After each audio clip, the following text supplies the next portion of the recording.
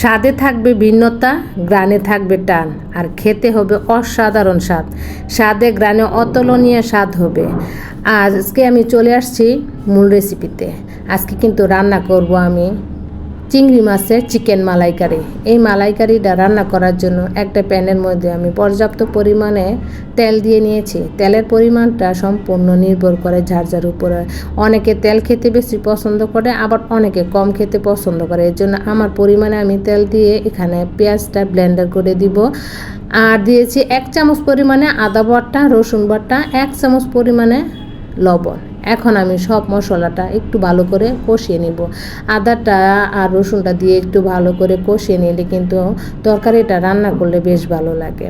আর এই চিংড়ি মাছটা রান্না করার জন্য আমি চিংড়ি মাছটাকে সুন্দর করে উপরে যে খোসাটা আছে এটা ছাড়িয়ে সুন্দর করে ব্লেন্ডার করে নিব।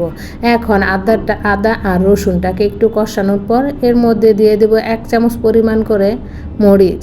অনেকে মরিচটাও কিন্তু বেশি খেতে পারে, আমি কিন্তু অত বেশি জাল খেতে পারি না। এর জন্য আমি 1 চামচ পরিমাণ করে মরিচের গুঁড়া, হলুদের গুঁড়া, ধনিয়ার গুঁড়া দিয়ে আর আজকে একটা গোপন একটা মশলা ব্যবহার করব, সেটা হলো টুকটাক বাবুর্চিদের মশলা। এই মশলা যদি দেই তরকারির মধ্যে তাহলে কিন্তু আর অন্য কোনো মশলা লাগবে না, গরম মশলা লাগবে না, এবং এর মধ্যে কোনো জিরাও দিতে হবে না। এর মধ্যে আমি 1 চামচ পরিমাণে 1.5 চামচ দিয়ে নিয়েছি এই বাবুর্চিদের মশলাটা। এটা দিলে কিন্তু খুব ভালো গ্রান বের হয়, আর মনে হয় একদম বাবুর্চিরা যেভাবে রান্না করলে কেমন গ্রান বের হয় আর খেতেও স্বাদে অতুলনীয় হয়, ঠিক ওই রকমই কিন্তু স্বাদ লাগে।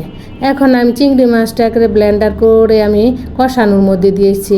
যদি এই আস্তে আমি চিংড়ি মাছটা ব্লেন্ডার না করে দিতাম তাহলে কিন্তু খেতে এত বেশি মজা হতো না, কিন্তু ব্লেন্ডার করে দেওয়ার কারণে কিন্তু এই চিংড়ি মাছের মালাইকারিটা এত টেস্ট হয়েছে। আর আপনারাও আমার সাথে কিন্তু ফুল রেসিপিটা দেখবেন এবং শেয়ার করে দিবেন যদি ভালো লাগে। এখন এর মধ্যে আমি একটা টমেটো ব্লেন্ডার করে দিয়েছি আর 3-4টা কাঁচামরিচ দিয়ে দিব।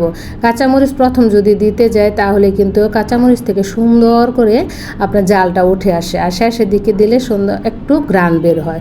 এর জন্য জালটা আমি শুকনো যে মরিচটা কম দিয়েছি আর কাঁচামরিচ দিয়ে নিয়েছি। এখন আমি মুরগি মাংসটাকে ভালো করে পরিষ্কার করে এই মশলাটাকে ভালো করে যখন কষানো হয়ে আসছে তখন এর মধ্যে আমি মাংস আর 2টা আলু দিয়ে নিয়েছি।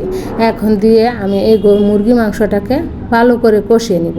সবসময় বলি তরকারি, যে কোনো তরকারি রান্না আমরা যখন করি তখন যদি কষানোটা বেশ ভালো করে করা যায় তাহলে কিন্তু ওই তরকারিটা খেতে খুবই মজা হয়। এখন আমার কিন্তু কষানোর জন্য আমি একটু মশলার সাথে মাংসগুলো ভালো করে নেড়ে চেড়ে ঢাকনা দিয়ে ডেকে রেখেছিলাম। এখন কিন্তু আমার দেখেন মুরগিটা কিন্তু প্রায় কষিয়ে গেছে। এখন কষানোর মধ্যে আমি কিন্তু অত পরিমাণে পানি দেবো না, কারণ এটা চিকেন মালাইকারি, তো এর জন্য মালাইকারির মধ্যে কিন্তু অত জল থাকে না, শুকনো শুকনো রাখতে হয়।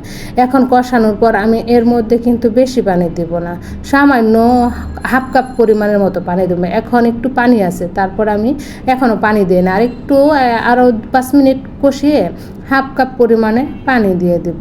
এখন পানিটাকে দিয়ে ঢাকনা দিয়ে ঢেকে তারপরে আরেকটু কষানো হলে কিন্তু আমার মুরগি মাংসটা সুন্দর ভালো হয়ে সিদ্ধ হয়ে আসবে।